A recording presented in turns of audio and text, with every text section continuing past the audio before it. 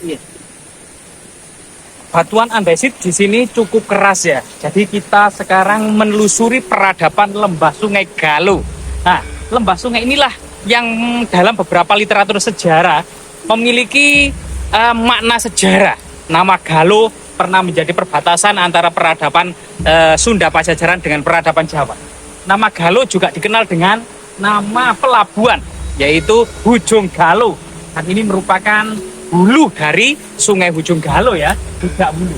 Yang anak-anak sungai ini akan menyatu menjadi Sungai Brantas yang mengalir ke Berangkal, pinggiran sungai yang identik dengan ibu kota kerajaan Majapahit.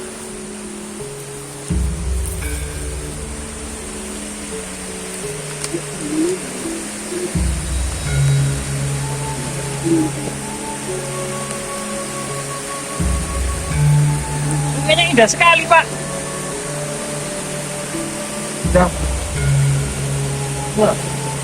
Majapahit. Majapahit sana, Pak. Iya, Majapahit. Majapahit sana, Pak. Iya, Majapahit. Kita akan menelusuri peradaban Majapahit di lembah Sungai Galuh. Jadi kita menelusuri melalui jalur setapak ya. Jalur setapak di sini kita terus menelusuri kan yang konon katanya di pinggiran Sungai Galuh ini yang identik dengan tempat pelarian ya, pelarian pasukan Mongol yang dikejar-kejar oleh pasukan Majapahit. Ini ada semacam pemukiman kuno masa Majapahit maupun sebelum Majapahit, serta berasimilasi dengan para pelarian pasukan Mongol, sehingga ada kemudian mengilhami sebuah novel atau film tutur tinular berjudul Arya Kamandanu ya, tutur tinular, dan Maisin atau Nyai Paricara yang tinggal di lereng Gunung Anjas Moro ini menjadi seorang tabib wanita.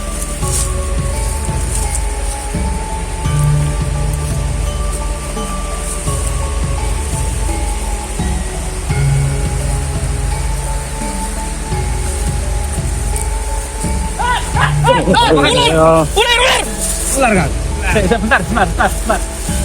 Jadi kita harus hati-hati di semak belukar seperti ini. Itu memang habitat, kaget aku, habitat dari ular ya. Jadi hati-hati. Yang memang menurut cerita tutur yang ada di masyarakat, lokasi ini merupakan sarang ular. Tapi coba kita sebagian berita tradisi masyarakat setempat, ada semacam pertapa yang ada di sini. Yang apakah sarang ular atau pertapa ya? Coba kita lihat. Tadi muncul ya? Iya, hati-hati ya. Sini kan? Biasanya di sini. Di sini habitat ular tanah biasanya ya. Javanese pit viper. Nah ini hati-hati. Jadi kita harus hati-hati. Terutama ular hijau ya. Ya. Berhubung Kang. Ya, ada jenis ular yang sangat berbisa di area ini yang dikenal dengan Javanese pit viper, ular hijau dan ular coklat ya, yang biasanya berkamuflase dengan dedaunan. Nah, area yang berair pada puncak musim kemarau seperti ini juga biasanya menjadi sarang ular. Dan kita harus hati-hati ya. Mungkin ada ular yang bertengger.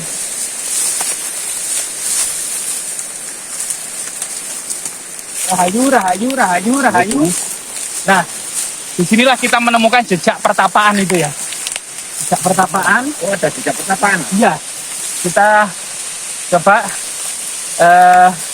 yang konon katanya memang lereng Gunung Anjas Moro ini identik dengan cerita Arya Kamandanu, pelarian pasukan Mongol tahun 1293 yang dikejar-kejar oleh pasukan Majapahit dan pasukan Madura, termasuk kemudian cerita Maisin, Arya Kamandanu, dan seorang empu sakti pembuat pusaka yang dinamakan Empu Ranubaya, pembuat pusaka pedang naga puspa. Kemungkinan pertapaan Empu Ranubaya itu ada di sekitar sini ya. Cuman lihat ya, pohon-pohon di gelantungan ini merupakan habitat bagi ular Javanese pit viper yang bisa berkamuflase dengan semak dan dedaunan. Warnanya memang coklat warnanya. Jadi tetap kita harus hati-hati. Ya. Hati-hati ya. Nah, di situ ada gua, di bawah batu besar itu ada gua ya. Coba kita. Oh, ada buahnya. Iya, hati-hati ya. Loh, itu ular besar apa ya? Kemana? Itu. Coba itu yang bergelantungan itu apa itu? Cek, tetap hati-hati ya. Itu kemungkinan akar ya. Tapi persis tuh. iya, mirip ular. Bentar. Kita harus hati-hati dan waspada. Ya, di sini memang ada air terjun dan ada lubang. Dan di lubang itu lubangnya yang cukup dalam ya. Kemudian memang habitat ular sebagaimana cerita yang berkembang di masyarakat. Area ini merupakan sarang dari ular raksasa. Coba kita cari apakah ada ular raksasa di sekitar sini ya. Biasanya bergelantungan biasanya dan dengan cara menerkam mangsa itu dari atas seperti terjun bebas gitu ya, kepalanya duluan. Dan kita harus hati-hati seperti ini. Dan ini ada batu ya yang ada lubangnya di bawah itu. Kemudian di atas batu itu tempat untuk bersila, untuk bertapa bisa jadi tempat untuk bertapa. Di batu itu juga ada dua tempat pertapaan kiri dan kanan ya, seperti gerbang gaib. Di atas batu itu kemudian juga untuk bersila atau bertapa bisa, dan di batu satunya di sini. Dan itu dihubungkan dengan jalan sempit, jalan kecil untuk menuju lokasi batu itu. Sampai kemudian ada jalan yang menuju ke atas sana ya. Nah ini. Dan di sana bersambung dengan juga batu yang menyerupai batu payung ya, yang tempat berteduh. Nah ini. Dan kita harus hati-hati ya. Hati-hati. Kemungkinan memang air terjun seperti ini merupakan sarang dari ular ya. Nah, kita harus hati-hati.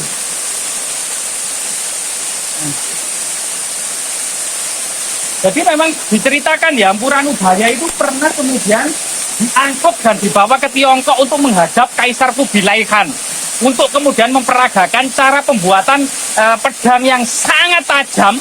Bahkan pedang-pedang Mongol itu terkena pedang naga puspa itu patah semuanya, sehingga kemudian Empuranubaya dibawa ke Tiongkok, dibawa ke Beijing ya. Waktu itu nama ibu kotanya itu Kanbalik, atau ibu kota kekuasaan Raja Han ya, Kanbalik, yang sekarang berubah menjadi Beijing. Itu Empuranubaya dibawa ke sana untuk mempraktekkan cara pembuatan pusaka pedang naga puspa yang mampu membuat pedang-pedang Mongol itu patah semua. Nah ini salah satu kelebihan empuh pada masa Jawa ya. Dan yang konon katanya Empuranubaya ini tinggal di selatan ibu kota kerajaan Majapahit, di lereng Gunung Andasmoro, termasuk ya merawat muridnya Arya Kamandanu dan Maisin atau Nyai Paricara ya. Ini luar biasa sekali. Artinya memang kebesaran kerajaan Majapahit di awal-awal itu memang mampu menaklukkan dan menghancurkan pasukan Mongol, serta kemudian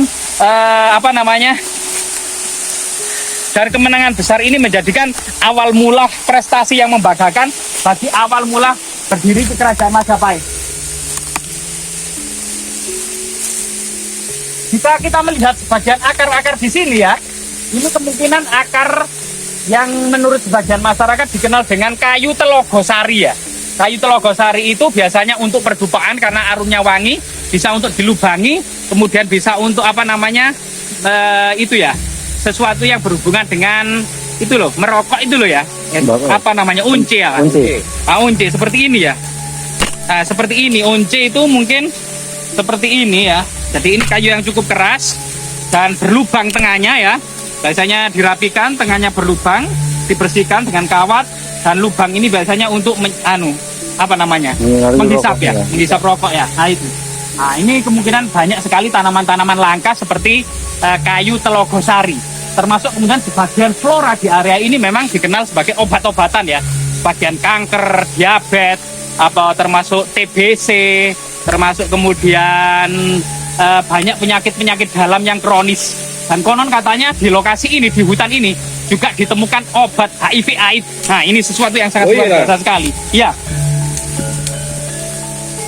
Jadi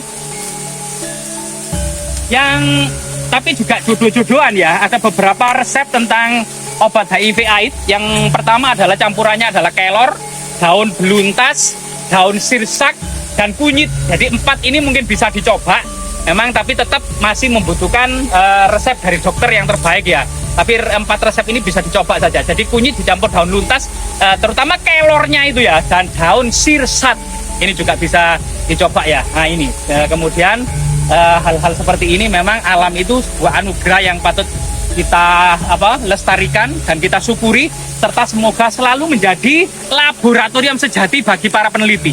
Sehingga kemudian sosok yang kita cari di sini yaitu sosok ular raksasa, kemungkinan ular naga raja Antaboga Prabu Angling Dharma ya, kita tidak mendapati. Mungkin hari dan waktunya belum pas gitu ya. Namun ada beberapa jejak pertapaan era kerajaan Majapahit yang sangat berhubungan dengan pelarian pasukan Mongol, atau mungkin dalam cerita Tutur Tinular adalah pertapaan Empu Ranubaya ya, Arya Kamandanu, pemilik pedang naga puspa. Semoga tetap bermanfaat. Jas merah ya, jangan sekali-kali melupakan sejarah.